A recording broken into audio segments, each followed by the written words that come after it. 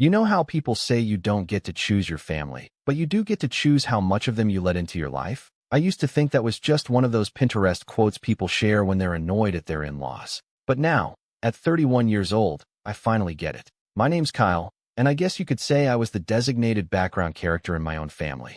The quiet one, the easygoing one, the one who didn't stir the pot. My older sister Rachel? She was the main character. The storm and the sun, depending on the day.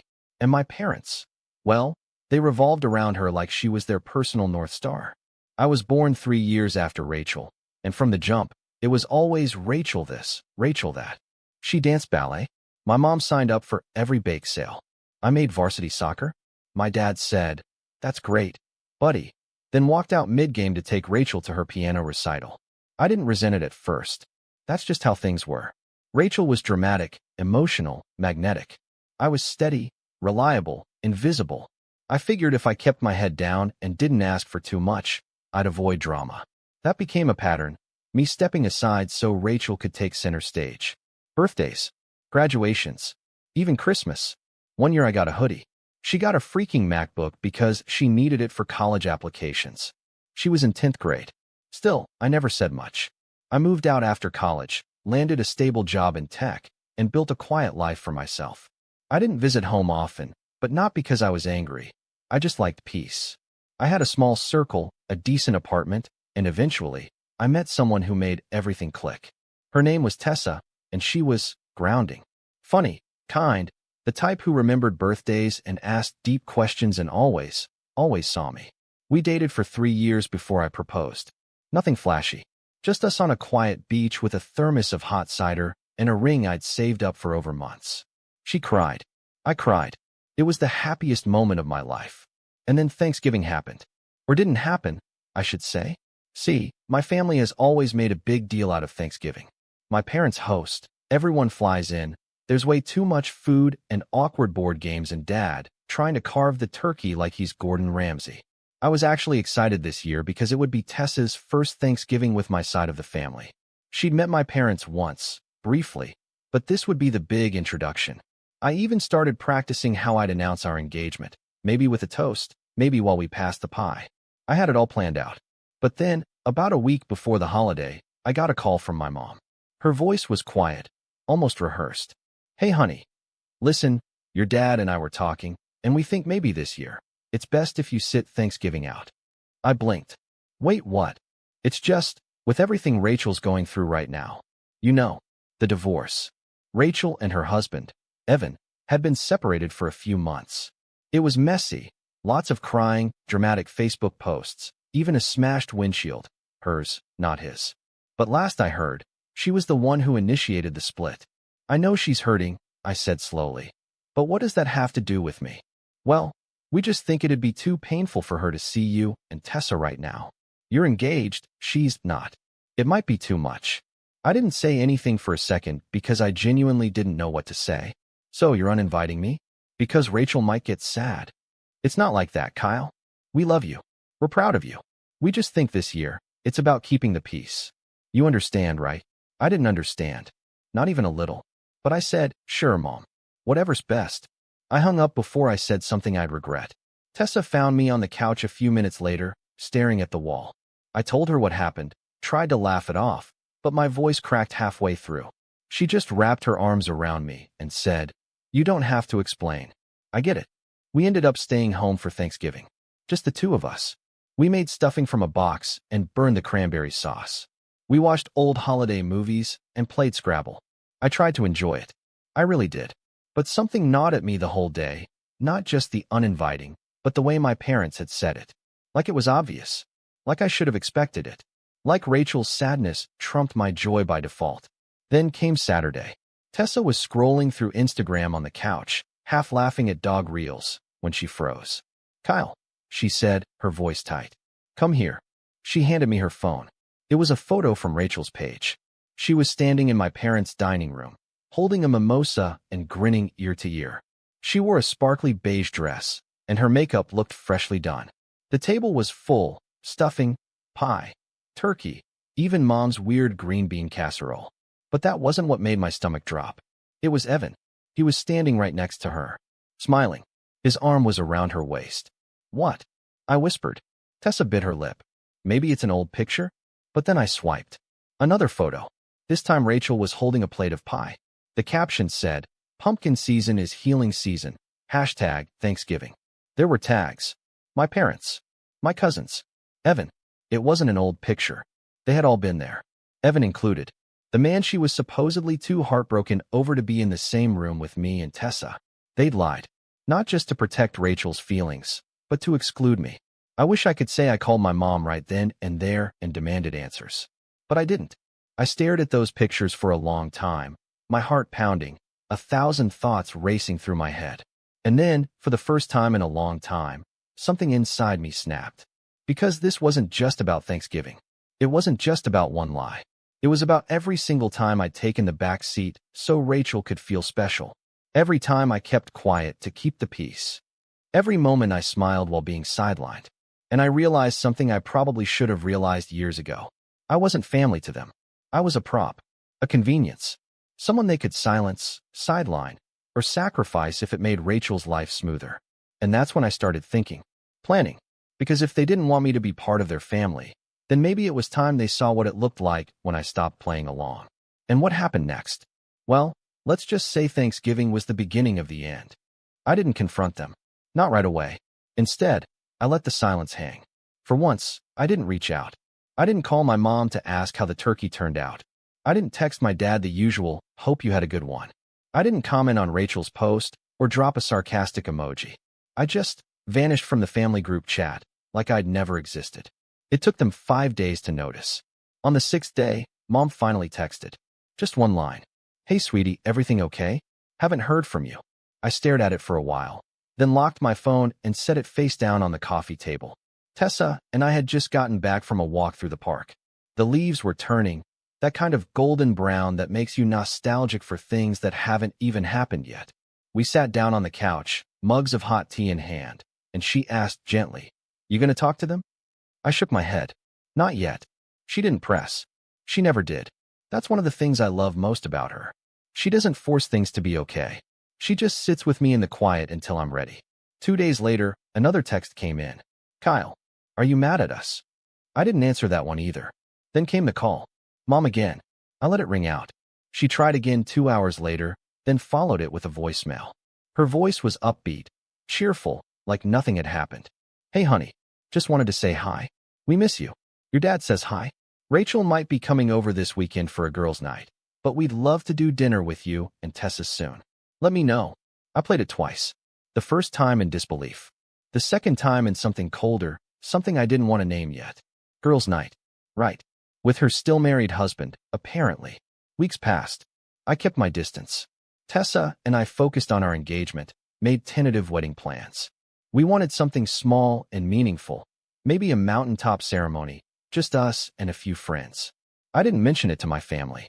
Not once. And not because I forgot.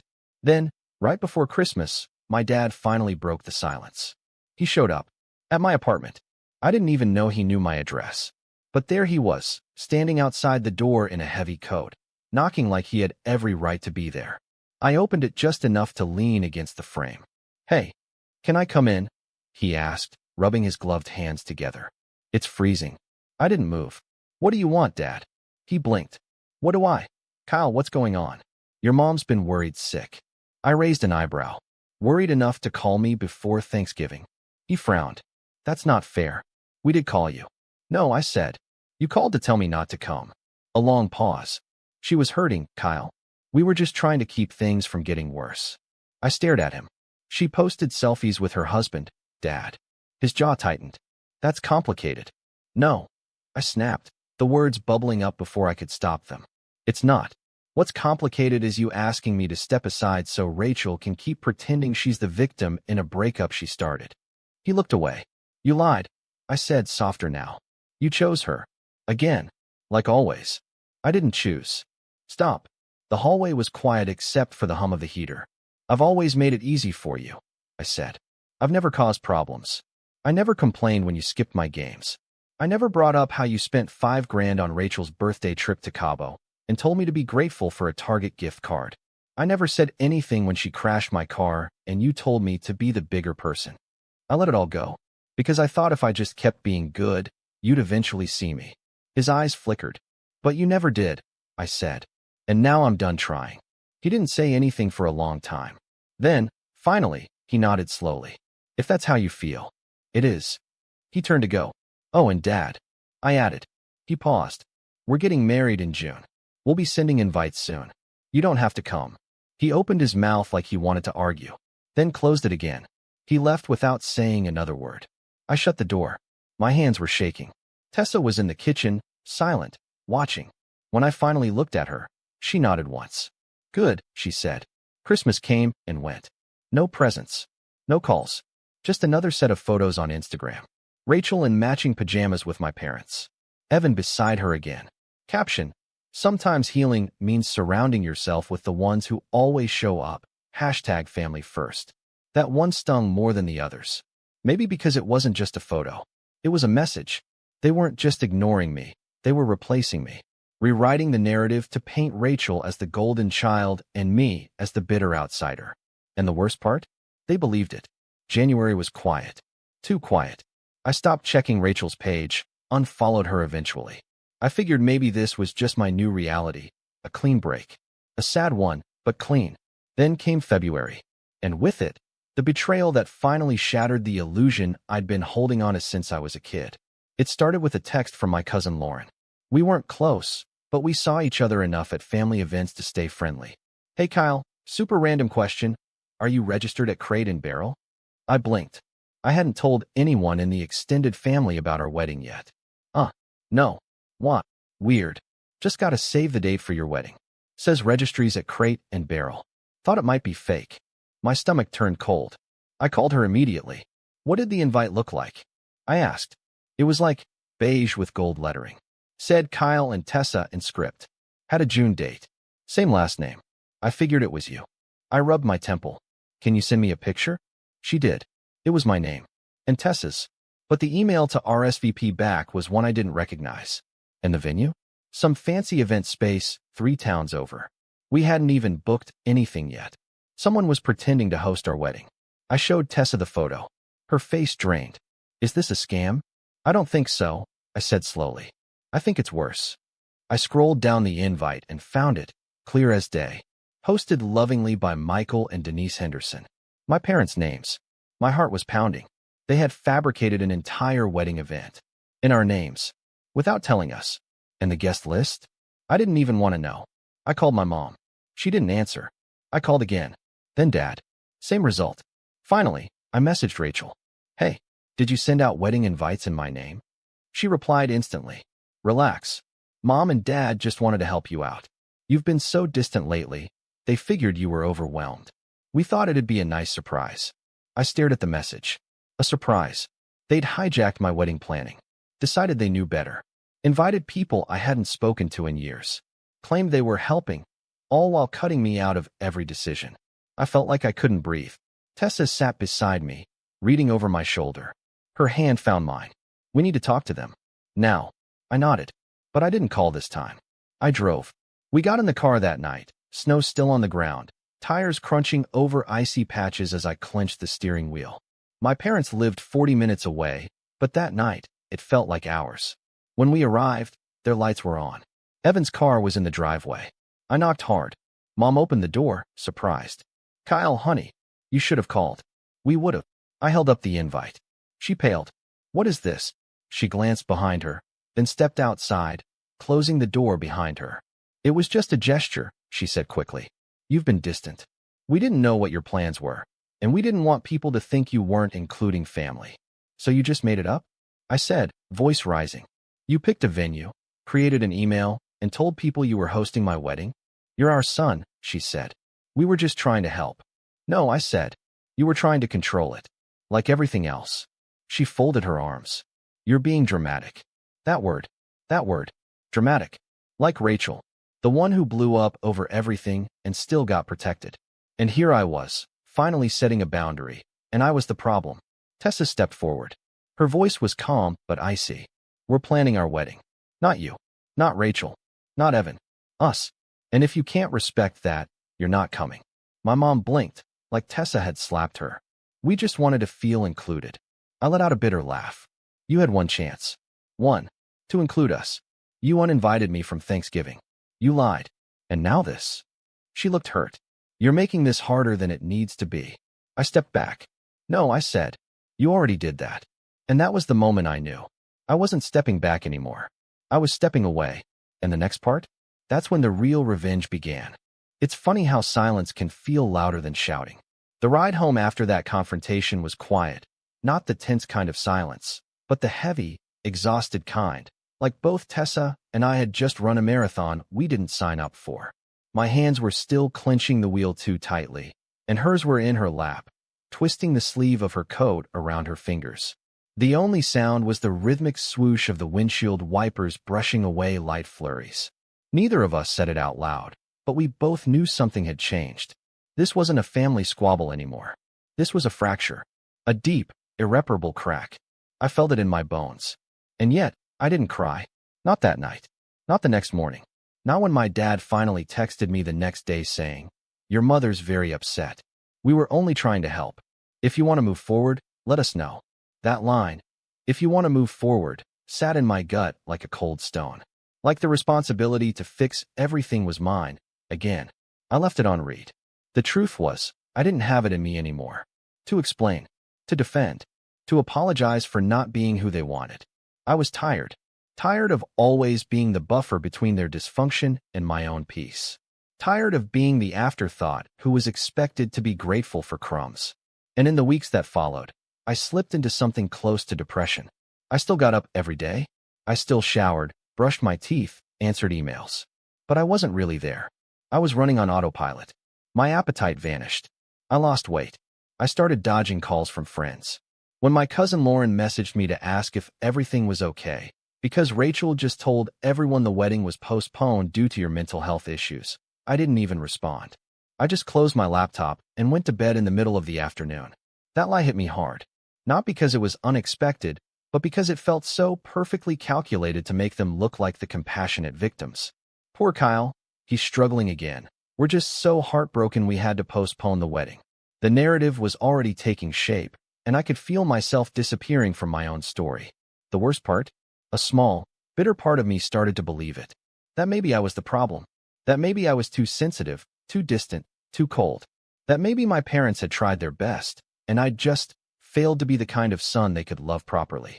But then, one morning in early March, I woke up to Tessa on the balcony of our apartment, phone in hand, tears in her eyes. I rushed out, thinking something had happened, but when I asked what was wrong, she just handed me her phone. It was a message from her mom. "Sweetheart, I've been thinking. Kyle deserves better than this. You both do. If you want to do something just for you two, we'll support it. Financially, logistically, emotionally. No strings. Just let us help." I read it twice, then a third time, and for the first time in months, I felt something stir in me. It wasn't anger. It was hope. Tessa's parents had always been kind, but distant in a respectful way, never intrusive, never overbearing.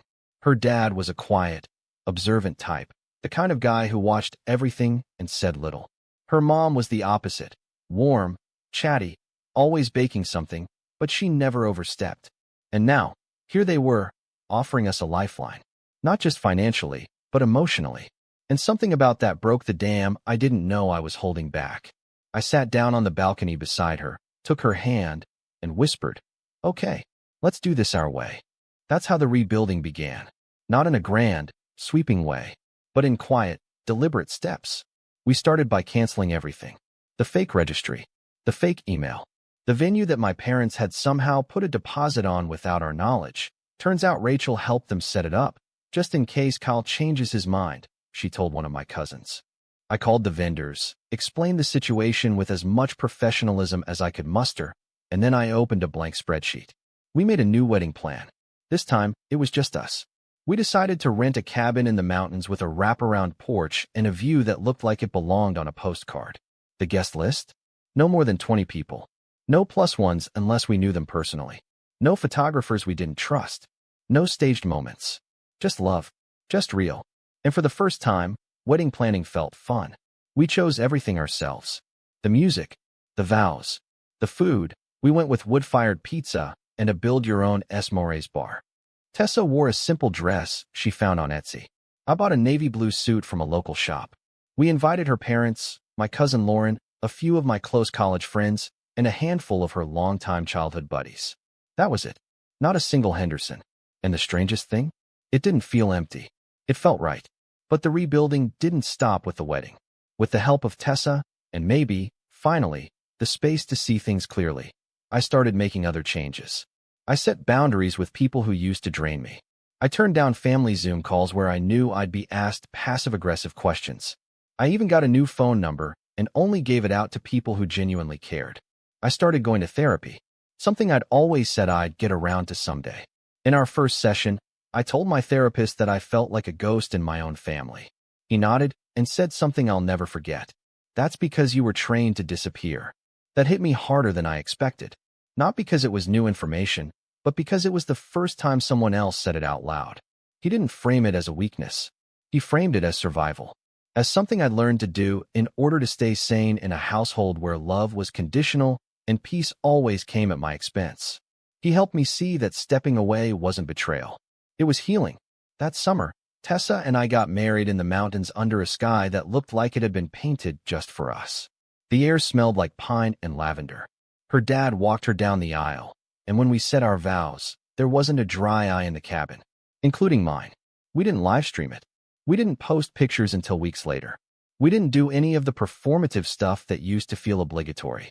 It wasn't about proving anything. It was just about us. And when we got back home, there was a letter in our mailbox. No return address. Just my name, written in careful cursive. Inside was a card. We're sorry we missed the wedding. We heard it was small and beautiful. We're hurt you didn't want us there, but we hope one day you'll come around. Family is forever. There was no signature, but I knew the handwriting. My mother had always prided herself on her penmanship. I read it once, then again, and then I put it in the shredder, not out of anger, but out of peace. Because that version of me, the one who would have written back, apologized, explained, he didn't exist anymore. I wasn't living in their story now. I was writing my own. And as it turned out, it was a better story. One where I was finally the main character. One where I didn't have to apologize for being happy. And just when I thought things had finally settled, just when I started to believe the worst was behind me, I got a message that changed everything. A message that would drag me right back into the drama I thought I'd escaped. And this time, I wouldn't be stepping away quietly. I'd be stepping in with receipts. It was a Wednesday when the message came in. I'd just gotten back from a client call and was halfway through reheating leftover pizza when my phone buzzed with a notification. Not a name I recognized at first glance, just a random Gmail address in my inbox. Subject line, you should probably see this. There was no greeting, no explanation, just a Google Drive link and one line of text beneath it. She's not who you think she is. I hovered over the link, suspicious. Tessa glanced over from the couch. Spam. Maybe, I muttered. But I clicked it anyway. It opened to a folder titled, Screenshots, Rachel's Group Chat. And just like that, my stomach dropped. Inside were dozens of screenshots, text messages, Instagram DMs, even some voice notes. All of them from a group chat titled, Henderson Wedding War Room. The participants? My mom, my sister Rachel, and a few of Rachel's close friends I hadn't seen since college. Not Evan, curiously, but a few of his sisters were in the chat, chiming in here and there with snide commentary. The first screenshot was dated months before Thanksgiving. Rachel. Okay, but if Kyle thinks he's just going to show up and steal the spotlight with his little Pinterest engagement, he's dumber than I thought, LOL. Mom. Let's not be mean, sweetie. But yes, we need to be careful. This can't turn into Kyle and Tessa, the holiday special. It's not fair to you. Rachel. Exactly. Like I'm going through a divorce and now I have to pretend to be happy for them? Pass. Mom. We'll figure something out. Maybe suggest they sit out this year. We'll say it's about your healing. Rachel. God, I love you. I stopped reading. My hands were shaking. The pizza sat forgotten on the counter behind me. Tessa stood up, walked over silently, and looked over my shoulder. I clicked into the next screenshot. Then the next. It only got worse. Rachel later. LMAO Evan said he'll come to Thanksgiving if there's pie. Should we make it chocolate so Kyle really gets the message? Mom. Let's not be petty, but yes. He hates chocolate. Rachel. Consider it done. There were dozens more like it. them mocking our wedding plans, calling Tessa generic, joking about how Kyle probably still thinks we're being nice to keep the family together. One even had my dad chiming in. Dad, it's just easier to let Rachel feel like she's the priority. Kyle doesn't hold grudges. He'll bounce back like always. That one hurt the most. Because it was true. I had always bounced back. Quietly. Without complaint. And they were counting on that again. Only this time, I wasn't bouncing. I kept scrolling, screenshot after screenshot, until I hit one that nearly made me drop the phone. Rachel, 3 weeks ago. Okay, so I was thinking, what if we just make a new Instagram account for their wedding? Post some pics, tag Crate and Barrel, make it look real. That way people stop asking questions, and we can control the vibe. Kyle barely uses social anyway. Mom, that's smart. Can we pull photos from Pinterest or something? Rachel, already on it. Just found one with a couple that looks kinda like them from behind. Mom, you're amazing. Truly. My ears were hot. My heart was pounding in my throat. I couldn't believe what I was seeing. And yet, everything suddenly made sense. The fake wedding, the emails, the silent treatment. It was all coordinated. A slow, premeditated erasure of me and Tessa. And now I had proof. But I didn't rage. I didn't scream. I didn't even cry. Instead, something settled into place, calm, focused, cold. I looked at Tessa, who had turned white as a sheet. You okay? She whispered. I nodded once. No, but I know what I'm going to do. The first step was simple. I downloaded everything. Every screenshot. Every file. Organized them by date and topic, added context in a separate Google document. I wasn't about to let anything get lost in translation. If I was going to war with my family, I needed my armor airtight. I had no idea who sent the email. Still don't, to this day. Maybe someone in the group chat had grown a conscience.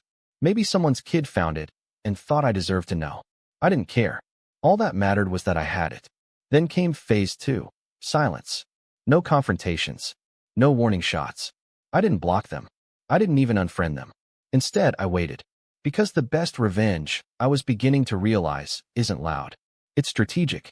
And the first real opportunity came sooner than I expected. Tessa and I had sent out physical invitations for our real wedding a few weeks before. Small, handmade, minimalist design. We sent them to our inner circle and a few distant family members I did trust. Lauren got one, of course.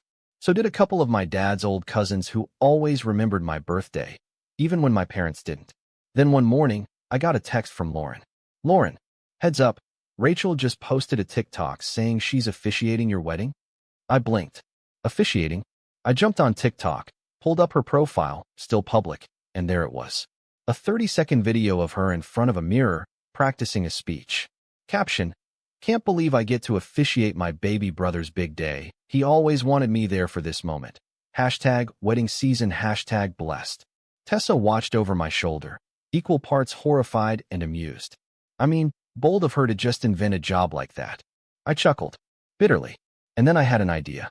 The kind that starts as a whisper in your brain, but quickly becomes a shout. What if we let her keep thinking she was in control? What if we leaned in, just enough to make them believe they'd won? And then, at the perfect moment, pulled the rug out from under them? I started making calls. Lauren was the first. She came over the next day, laptop in hand, and we laid everything out. The screenshots, the TikTok, the fake invites. She was furious, not just on my behalf, but for how easily the rest of the family was being duped. Honestly, she said, the way they treat you. I'm not even surprised. But I am done pretending. So I gave her a role, document handler. She would manage the timeline of receipts. If anyone tried to twist the story later, we'd be ready with facts. Next, we brought in James, an old friend from college who now worked in event security. He agreed to work our wedding for free, under one condition. You let me tackle someone if they show up uninvited. Tempting, I said, but just walk them out. Nicely. We also looped in a friend of Tessa's named Priya, a digital marketing whiz who helped us craft a public-facing version of our story, one that didn't spill all the tea, but hinted just enough to control the narrative. We made a wedding website. On the homepage, a personal message from us. After much reflection, we've chosen to celebrate our love quietly, with those who've always respected our boundaries. If you didn't receive a personal invitation, we kindly ask that you celebrate from afar and honor our space. This is a joyful, intentional gathering. not a spectacle. We didn't name names, but we didn't need to. And then, in the officiant section, a picture of our actual officiant, my high school English teacher, Mrs. Kramer, a woman who had encouraged me to write, believed in me when I was just a quiet teen in the back row, and who cried when I invited her. I made the site unlisted, but Lauren made sure it got shared in the right Facebook groups. Within 2 days, Rachel's TikTok was deleted. Within 3, Mom messaged me for the first time in over a month. Mom, Kyle, I don't understand what's going on. Why are people saying we're not invited? I didn't reply. Not yet. Instead, I updated the RSVP system on the site to include a filter. If your name wasn't on the approved list, you got this message. Thank you for your interest, but we're unable to accommodate additional guests. Wishing you peace and love from afar. It worked beautifully. One by one, the dominoes fell. Rachel posted a cryptic Instagram story. Some people forget who was there for them first. While Mom commented under an old photo of me and Tessa, I miss you. You'll regret this someday. Dad. Radio silence. I knew what they were doing. Trying to guilt me back into the role I'd always played. The peacemaker. The one who bent so others didn't break. But that version of me was gone. And in his place was someone stronger. Someone who wasn't afraid to say no. And as the wedding drew closer, with every RSVP confirmed and every plan finalized, I could feel the moment building. The moment where they'd realize they weren't just being excluded. They were being exposed. And I had one final card to play. One that would make sure everyone finally saw them for who they really were. All I had to do was wait for the perfect time to flip it. The morning of the wedding was still, not quiet. There were birds chirping and a gentle wind rustling the trees. But still, in that sacred way that makes you feel like the world is holding its breath for something important. The cabin sat tucked away on a mountain ridge, surrounded by evergreens and soft golden light. It was the kind of morning you wish you could bottle and keep forever. Tessa looked ethereal. No fancy makeup. No cathedral veil. Just her, in a simple ivory dress, hair loosely pinned, smile radiant. I stood in front of the mirror adjusting my tie, watching her reflection as she laughed with her best friend Priya, and I realized something. I wasn't angry anymore. That's what surprised me most. Not the calm before the storm. The calm during it. Because I knew the storm was coming. And this time, I was the one who'd brought the clouds. The ceremony was perfect. Mrs. Kramer officiated like she was born to do it. Warm, poetic, funny in all the right places. Our vows made half the guests cry. Even James, the ex-linebacker security guy, wiped a tear before pretending he had something in his eye. We toasted, we danced, we ate wood-fired pizza, and sipped mulled wine by the fire. There were Polaroids and handwritten letters from friends. Stories. Hugs. No drama. And then, just after the sun dipped below the horizon, James got a buzz in his earpiece and looked over at me from across the yard. He raised a single eyebrow. The signal. They were here. Rachel. Mom. Dad. And, for good measure, 2 of Rachel's old high school friends in matching dresses like it was their red carpet. They weren't on the guest list. But they came anyway. Bold, entitled, and exactly on cue. James met them halfway down the gravel path. Tessa and I watched from the porch, hidden behind one of the pine beams. Rachel led the charge, of course. We're here for the wedding, she said, brushing a curl over her shoulder like this was all perfectly normal. James folded his arms. And your names? You know who we are. I do. That's why I'm asking. Rachel scoffed. You've got to be kidding me. My mother stepped in then, hands folded like she was preparing for a sermon. We're family, she said softly, trying that old, concerned matriarch voice she always used when guilt-tripping me as a kid. Sure, James said calmly. And you're not on the list. We don't need to be on a list, Rachel snapped. This is my brother's wedding. James reached into his coat pocket and pulled out an envelope. I recognized it. So did they. It was the same envelope I'd mailed them 6 weeks ago. Empty. Just their names. No invitation. I think you do, James said, handing it to Rachel. She tore it open like maybe, this time it would magically contain an invite. Like I'd changed my mind at the last minute. Like she still mattered more than consequences. But it was still empty. Just a folded card that read, "This space reserved for someone who respects boundaries. Better luck next time." Rachel's mouth fell open. Mom went pale. And Dad? He turned to leave. That was the moment I knew. He knew it was over. Rachel, on the other hand, wasn't done. She tried to march past James, heels sinking into the gravel. You can't stop me, she hissed.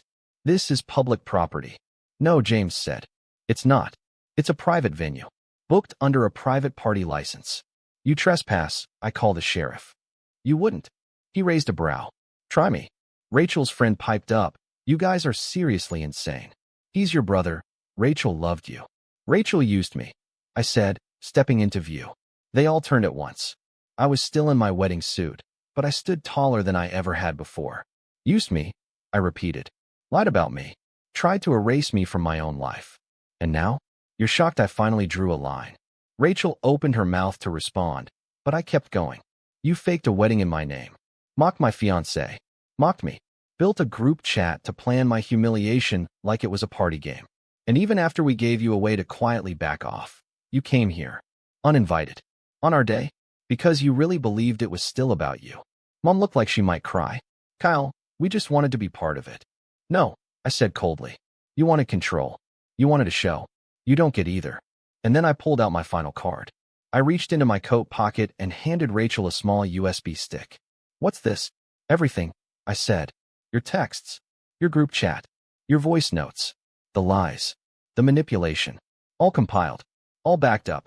One copy went to every family member who got your fake wedding invite. Another went to Evan's lawyer. Because I figured if you're this bold with me, you're probably just as reckless with your divorce proceedings. Her face dropped. You're bluffing. Am I? I nodded to Priya, who stood on the porch with her laptop. She hit play. A speaker by the door crackled to life. Rachel's voice. Kyle probably still thinks we're being nice to keep the family together. He's so dumb. Let him plan his little fairy tale. We'll take over when it matters. Mom gasped. Dad stepped back, rubbing his eyes. Turn that off. Rachel screamed. I waved to Priya. She stopped it after 5 seconds. Plenty more where that came from, I said quietly. Silence. Then, finally, Rachel broke. She turned on my mom. Why didn't you stop him? Why didn't you tell me he had that? Mom didn't answer. Because what could she say? They'd lost. And everyone knew it. Tessa came to stand beside me then. She didn't say a word. Just slid her hand into mine. It was over. No yelling. No chaos. Just a slow, devastating collapse of everything they'd tried to build on lies. James stepped forward one last time. I'm going to have to ask you to leave. Rachel looked like she might protest, but my dad, silent until now, put a hand on her shoulder. Let's go. His voice was flat. Hollow. Like something had finally clicked. They turned and left. No goodbyes. Just footsteps crunching down the gravel, fading into the woods. We went back inside and rejoined the party. The music played. Laughter returned. The fire crackled as the stars came out one by one. Later that night, as the last few guests were gathered around the S. Moret's bar and Mrs. Kramer gave an impromptu poetry reading, Lauren came up to me with a glass of cider. She raised it. To peace. To truth, I said. We clinked. And for the first time in my life, I felt whole. Not because I'd won, but because I'd finally chosen myself. That's the thing about family. Sometimes it's the people who raise you. And sometimes it's the people who help you rise. I'll never forget what it felt like watching them walk away. But I'll also never forget what it felt like walking back inside, with my wife, my friends, my real family, knowing I'd finally closed the door. For good. And this time, I didn't look back. Right? And in the book, you go on to explain that how it isn't a matter of how many hugs and kisses you received as a kid. So for the parents watching, and I'm sure there are many parents watching, and for those of you who are watching right now and enjoying this conversation, I highly recommend to make sure that you go and order yourself a copy of the book. But for those of you that are watching, and Dr. Perry, when you think about this, what should parents be thinking about differently or doing differently that many of them may be missing today in the idea of wanting to give love? And often our perspective on what love is, or our definition of what love is, feels like hugs and kisses. Well, first of all, to clarify, hugs and kisses are nice things, and they can be part of a really positive, loving environment. But one of the things about the brain is that these systems in our brain that allow us to form relationships and maintain them in a healthy way, the systems that allow us to love and be empathic and become ultimately humane, these systems develop like any other system in the brain that require repetition, repetition, repetition. That when you want to get better at piano, you have to practice your piano. When you want to get better at reading, you need to read and read and read.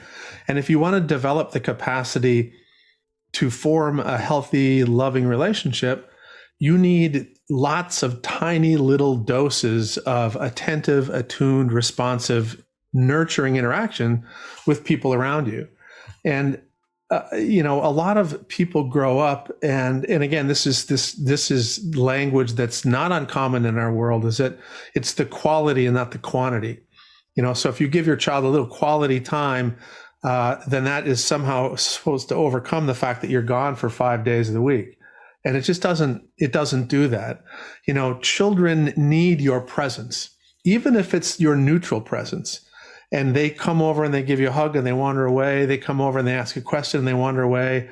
And they need lots of tiny little doses of positive interaction. And now one of the challenges in our modern world is that we have so many isolated single caregivers, parents who may have multiple children who need that. And since in the modern world, we've moved away from having aunties and grandparents and neighbors playing a role in this sort of community caregiving model, we've got tons of exhausted, overwhelmed caregivers who are trying to do their very best, but there's just no physical way possible that they could meet all of these needs of these children. And so I think that's a burden that our society needs to address and think about how to create more relationally enriched environments to support our young parents. Because the vast majority of them would do the right things. They'd just be drawn to do the right things if they weren't exhausted, worn out, worried about housing, worried about food. We structurally contribute to the inability of these caregivers to provide those loving environments. Yeah, one of the things Dr. Perry says in the book, Jay, is that we're the only country in the world that does this, that we're the only country that expects a single mother to be everything and all things, to children. So whereas other countries where there is, number one, a greater respect for the elders and the elders' involvement in the child's development, and aunties and cousins and family members. And so when you don't have that, these moms, which I feel so deeply for, moms who are trying to do it all. It's impossible to be able to do it all. Right. It is. And the thing for an infant and a child growing up